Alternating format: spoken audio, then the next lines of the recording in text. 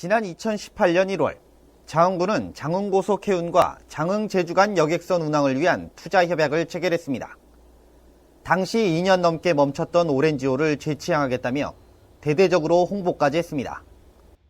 2010년도에 선박 쪽에 영업 혁신을 이루었던 만큼 그 노하우를 갖고 거기에 지나지 않고 더 열심히 또 다른 더 발전할 수 있는 계획이 많이 세워져 있습니다. 그래서 충분히 경쟁력이 있을 거라고 생각합니다. 이후 30개월이 지난 지금 상황은 어떻게 변했을까? 장흥에서 제주도를 오고 가기 위해서는 이곳 노력항에서 여객선을 이용해야 합니다. 하지만 5년이 지난 지금까지도 배는 뜨지 않고 있고 활기도 잃었습니다. 지난 2015년 10월 당시 선사 측은 적자 누적과 함께 선박 수리 등 복합적인 요인으로 운항을 멈췄습니다. 이후 세월호 참사와 중증 호흡기 증후군인 메르스 사태까지 이어지면서 이용객도 줄었습니다.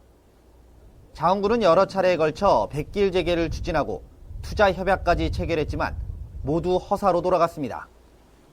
정착 지원금 규모 협상을 비롯해 외국 국적인 여객선의 한국 국적 전환과 면허 취득에 따른 선박 공모 기준 강화 등 절차 문제가 이유입니다. 여기에 다른 지역 대비 경쟁력도 적어 여객선 재취항은 어려울 수밖에 없는 상황. 갈수록 우리 노력형 입지 조건이 기업가 입장에서는 안 맞아 들어갑니다. 완도나 해남, 녹동에 비해서. 그 다음에 우리 장흥을 놓고 하신 기업들은, 해운사들은 그 재무구조가 튼튼하지 않는 해운사들 하다 보니까 이렇게까지 지금 우리 노력도의 여객선 취항을 못하고 있는 상황이에요.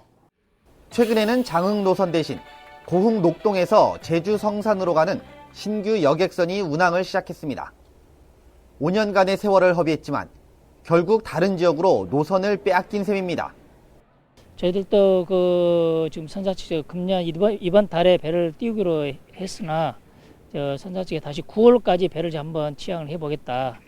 이렇게 의견이 왔습니다. 9월까지 저희들 여러 가지 행정상 처리가 된다 하면 가능하지만 그렇지 않다 하면 다시 재검토해서. 현재 장흥 노력항은 고등어잡이 어선 유치를 위한 협약을 체결하고 새로운 도약을 준비하고 있습니다. 하지만 노력항은 이미 활기를 잃어버렸고 재투자해야 할 예산은 막대할 뿐 마땅한 대책이 없는 한 정상화까지는 상당 기간 소요될 것으로 보입니다. 헬로티비 뉴스 송희창입니다.